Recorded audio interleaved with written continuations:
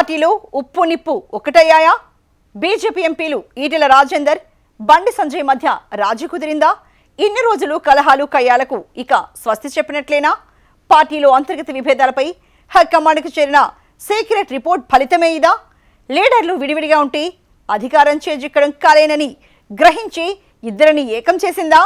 రాబోయే ఎన్నికల వరకు ఇద్దరు నేతలు కలిసే పనిచేస్తారా, లేక మూడ్నాళ్ల ముచ్చటగా మళ్లీ విభేదాలకు ఆజింపోస్తారా? బండి ఈటెల కలయికతో పార్టీకి ఒరిగే ప్రయోజనం ఏంటి? కేంద్ర కేబినెట్ ప్రక్షాళన వేళ ఈ మార్పును ఎలా చూడాలి? What is special focus?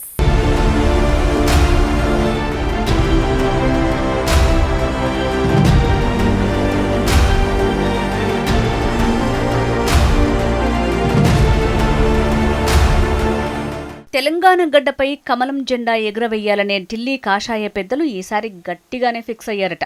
కమలం వికసించాలంటే కేవలం సభలు, యాత్రలు చేస్తే సరిపోదని ఢిల్లీ పెద్దలు డిసైడ్ అయినట్టున్నారు. అందుకే ఒక్కో ఫైల్ తెరిచి ఒక్కో జిల్లాను భూతద్దంలో పెట్టి పరిశీలిస్తున్నారట. కేంద్ర మంత్రుల వరుస పర్యటనలు, భరోసా యాత్రలు, బూత్ స్థాయి సమావేశాలు, క్యాడర్ మీటింగ్లు, ఇలా ఒక్కో అడుగు వేస్తున్నారట. ఇవన్నీ పైకి కనిపించే హడావుడి ఒకెత్తైతే పార్టీ లోపల అంతర్గతంగా జరుగుతున్న లెక్కలు మరోలా ఉన్నాయట.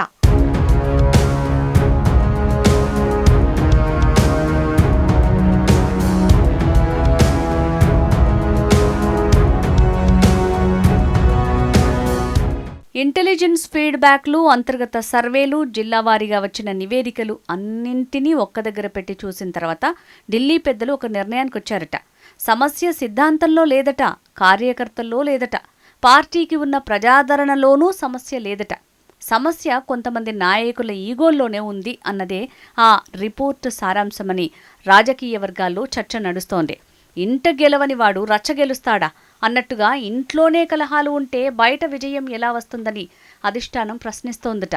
ఢిల్లీకి చేరిన సీక్రెట్ రిపోర్టులో గ్రామాల్లో పార్టీ బలం పెరుగుతోంది, క్యాడర్ కష్టపడుతోంది. కానీ నాయకుల మధ్య సమన్వయం లేకపోవడంతో ఆ బలం ఓట్లుగా మారటం లేదన్నది ఆ రిపోర్టు సారాంశమట.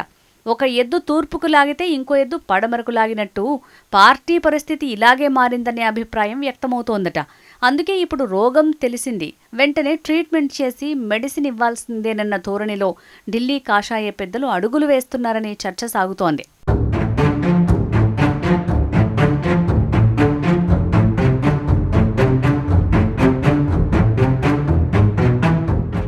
తెలంగాణ బీజేపీకి బయట శత్రువుల కంటే లోపలే ఎక్కువ ప్రత్యర్థులు ఉన్నారన్న మాట ఇప్పుడు కమలం శిబిరంలోనే వినిపిస్తోందట.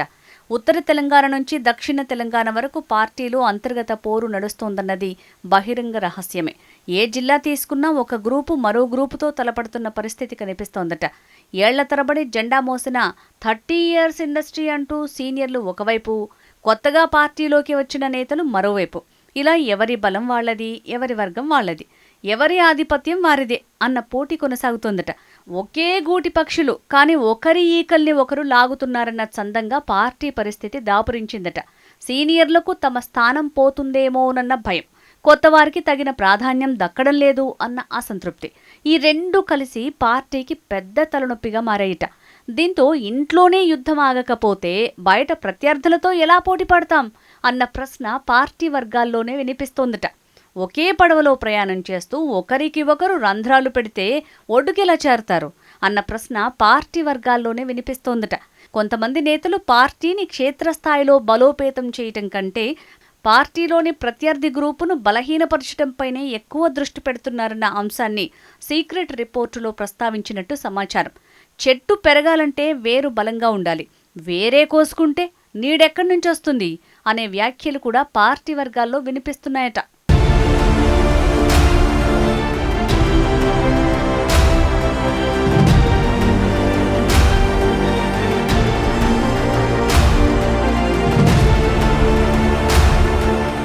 తెలంగాణ బీజేపీలో ప్రజాదరణ, దూకుడు స్వభావంతో అటాక్ చేసే నాయకుల కొరత లేదు. కానీ నాయకత్వ సమన్వయమే కొరవడిందన్న అభిప్రాయం వ్యక్తమవుతోందట. నేతల శైలిని గమనిస్తే ఈటెల రాజేందర్ బీసీ నేత, mass leader, Bandi Sanjay Hindutva fire brand, Kishan Reddy సమతూకంగా ముందుకు తీసుకువెళ్లే నేత, రామచంద్రరావు రథసారథి, డీకే అరుణ మహిళా ఫైర్ బ్రాండ్, ఏలేటి మహేశ్వర్, పాయల్ శంకర్ ప్రజా గొంతుకతో ప్రశ్నించే తత్వం, ధర్మపురి అరవింద్ దూకుడు స్వభావం, రఘునందన్ రావు వాగ్ధాటి లాజికల్ పాయింట్లతో ప్రత్యర్థులను ఇరుకున పెట్టే స్వభావం. ఇలా పార్టీలో బలమైన నేతలున్నారు. ఒక్కొక్కరు ఒక్కో మార్క్ స్టైల్ ఏర్పరచుకున్నారు. వీరందరూ విడివిడిగా సభలు పెడితే జనం వస్తారు. విడివిడిగా మాట్లాడితే ప్రత్యర్థులపై మాటల తూటాలు పేలుతాయి. కానీ అందరూ ఒకే ఫ్రేమ్లో కనిపించాల్సిన సమయంలో ఒక్కొక్కరు ఒక్కో ఫ్రేమ్లో కనిపిస్తున్నారు అనే అభిప్రాయం అధిష్టానానికి చేరిందట. ఒకరి నాయకత్వాన్ని ఇంకొకరు పూర్తిగా అంగీకరించటం లేదన్న ప్రచారం కూడా జరుగుతోంది. సినిమాలో హీరోలు ఎక్కువైతే కథ గందరగోళం అవుతుంది అన్నట్టు ఇక్కడ బీజేపీలో కూడా నాయకులు ఎక్కువ, కానీ ఒకే దిశలో అడుగులు పడటం లేదనే చర్చ నడుస్తోందట.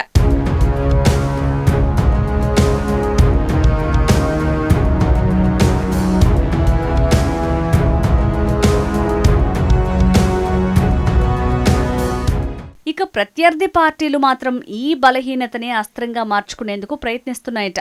ఉదాహరణకు బండి సంజయ్, ఈటెల రాజేందర్ వర్గాల మధ్య విభేదాలున్నాయంటూ ప్రచారాలు లేకపోలేదు. దీంతో ఇద్దరి నేతల మధ్య మరింత ఆధిపత్య పోరు నడుస్తోందంటూ ప్రచారాన్ని పెంచేందుకు సోషల్ మీడియాలో పోస్టులు, ట్రోల్స్, వాట్సాప్ ప్రచారాలు, రాజకీయ ప్రచార యుద్ధాలు కావాలనే క్రియేట్ చేస్తున్నారని, ఇవన్నీ ప్రత్యర్థి పార్టీలు కాంగ్రెస్, బీఆర్ఎస్ పన్నిన వ్యూహంతో మైండ్ గేమ్లో భాగమేనని ఢిల్లీ అధిష్టానం భావిస్తున్నట్టు పార్టీ వర్గాల సమాచారం. ఇదే సమయంలో సొంత పార్టీలోని కొందరు నేతలు కూడా ఈ ప్రచారాన్నే అవకాశంగా మార్చుకొని తమకు పార్టీలో ప్రాధాన్యం పెంచుకోవాలని ఢిల్లీ సర్కిల్స్లో తిరుగుతున్నట్టు పార్టీ వర్గాల్లో చర్చ సాగుతోంది.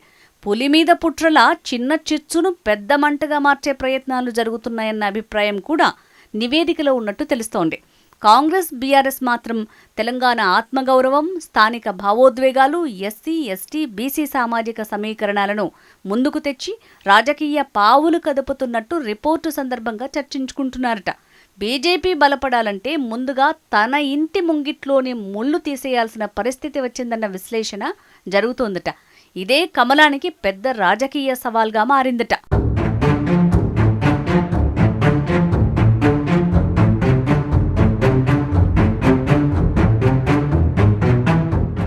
అధిష్టానానికి చేరిన సీక్రెట్ రిపోర్టు తర్వాత క్షేత్రస్థాయిలో యాక్షన్ ప్లాన్ సిద్ధమైందనే ప్రచారం రాజకీయ వర్గాల్లో జోరుగా వినిపిస్తోంది.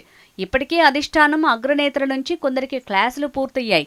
మరికొందరికి హెచ్చరికలు, ఇంకొందరికి బాధ్యతలపై స్పష్టమైన సంకేతాలు సైతం వెళ్లాయి. ఇక క్రమశిక్షణ పేరుతో కఠిన నిర్ణయాలుంటాయా? అందరినీ ఒకే తాటిపైకి తీసుకొచ్చే రాజకీయ సర్జరీ చేస్తారా? రోగం ఎక్కడుందో ఢిల్లీ పెద్దలకు తెలిసిపోయిందట. ఇప్పుడు చికిత్స మొదలవుతుందా? నేతలు కలివిడిగా పనిచేస్తారా, లేక మళ్లీ ఈగోలు నిద్రలేచి పార్టీకి కొత్త తలనొప్పులు తెస్తాయా అన్నది చూడాలి మరి.